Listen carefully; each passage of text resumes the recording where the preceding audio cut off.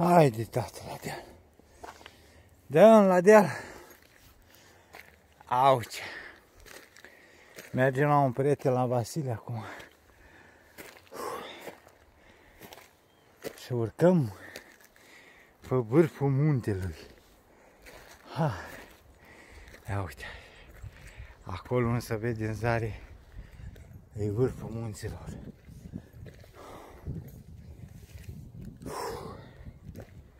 Hai să vedem dacă găsim vreun animal ceva.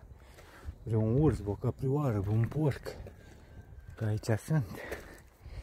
O grămadă sunt. Hai. Vedem dacă aveți noroc să vedem ceva. A, uitați. Ce dealuri aici. Ia. A, uite ce frumos. Acolo-i casele. Aici pe munte. A, uitați. Ia, să apropiem puțin. Ia uite. Ia uite ce frumos e. Vedeți? Acolo e vârful Coza, uitați. Vârful Coza acolo.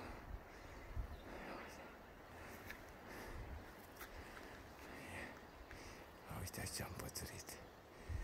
Aici era Poieni, ne dădeam cu schiurile. Ia uitați. Uite câtin. Ia uitați ce frumusețe. Ce frumusețe aici. Ia uitați.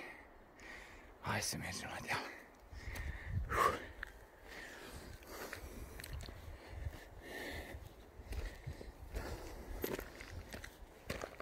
Să vedem dacă găsim ceva animale. În afară de mine că eu urc la deal. Ia.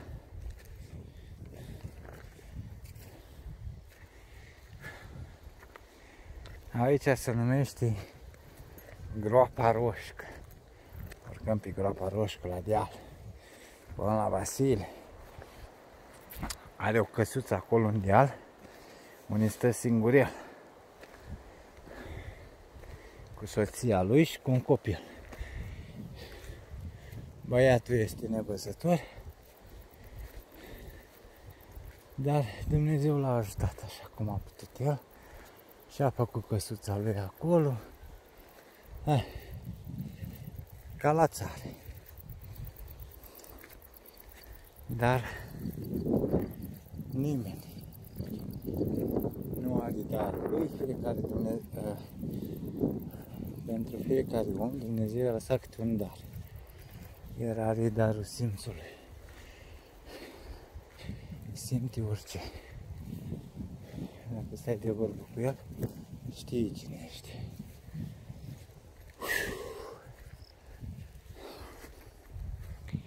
Uitați ce frumusețe. Nu mai pot. Ia uitați. Frumusețe, nu? Ei. Na. Ce vreți să facem?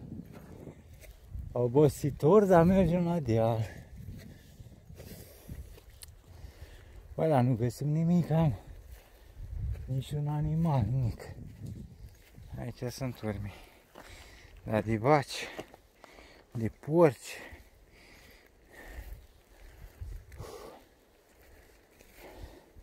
Mergem, acum avem o țuică de prună.